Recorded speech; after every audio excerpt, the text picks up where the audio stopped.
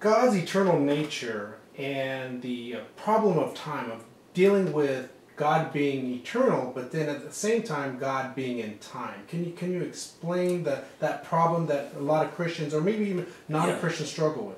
Yeah, and I don't think that my explanation is going to really open a lot of eyes, and I think there's a certain amount of mystery in God just being an infinite being, and we're finite, and He's infinite in wisdom and all. But basically, God is eternal by nature. You know, He's a simple being. We are complex beings. We are essences, beings that have attributes. So we're essences that exist. God's essence is to exist. So basically God is His attributes. So basically we have goodness because God gave us goodness. God is good. We have love because God gave us love, but God is love. And so when it comes to eternity, God is eternal. So God is His attributes, so God is eternal. There's no past, present, and future in the eternal. Everything is the eternal now.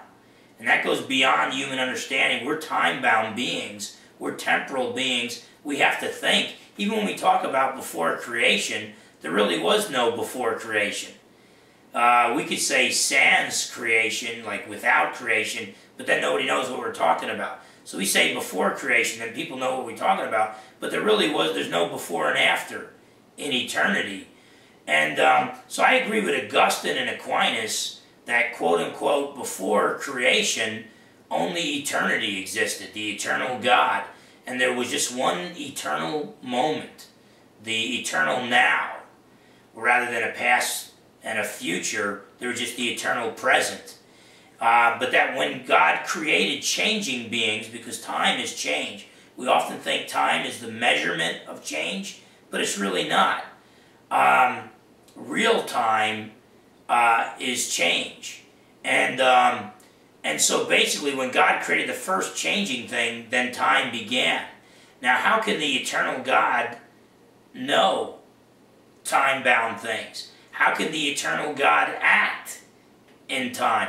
I may not fully be able to understand how He can, but I know that He can. Just like, how can the non-material God act in a material world? How can a non-material God create a material world? I don't know how, but I think there's a certain element of God that's going to remain a mystery to us in this life, if not even in the hereafter. So I don't really have a problem with the eternal God acting in time and with the eternal God creating time, because He's also a non-material God who created the material universe and acts in the material universe. And so I wouldn't go as far as William Lane Craig, who's a godly man, loves the Lord, but I wouldn't go as far as him where he says that God existed in eternity apart from creation, but once He created, then He now exists in time. To me, that's conceding a little bit too much with the neo-theists and the process theologians who want a changing God, or at least a God who exists in everlasting time. Douglas Groothuis believes that time is eternal. So he defines eternity as infinite time. And but then you'd have an infinite number of moments before the moment of creation. You would never reach the moment of creation. So, so time had to have a beginning. We've reached the present moment now. Well, to reach the present moment now, we had to traverse a finite number of moments. If there's an unlimited number of moments, we would have never reached the present moment now. So if we reach the present moment now, there had to be a first moment in time. Time had to be created. So when God created the universe, and even the invisible things like angels, that's when He created time. And now, we also need to differentiate between physical time and real time, metaphysical time. Physical time is like, you know, let's say the Big Bang is true. I'm not so sure, I'm not so convinced of the Big Bang. Let's just say that it's true. Most scientists adhere to Big Bang cosmology.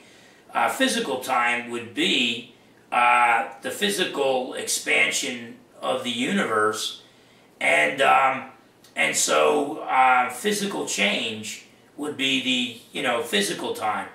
But the fact is, God can tell you exactly when He created the universe, even apart from our physical clocks, and that would be metaphysical time or real time.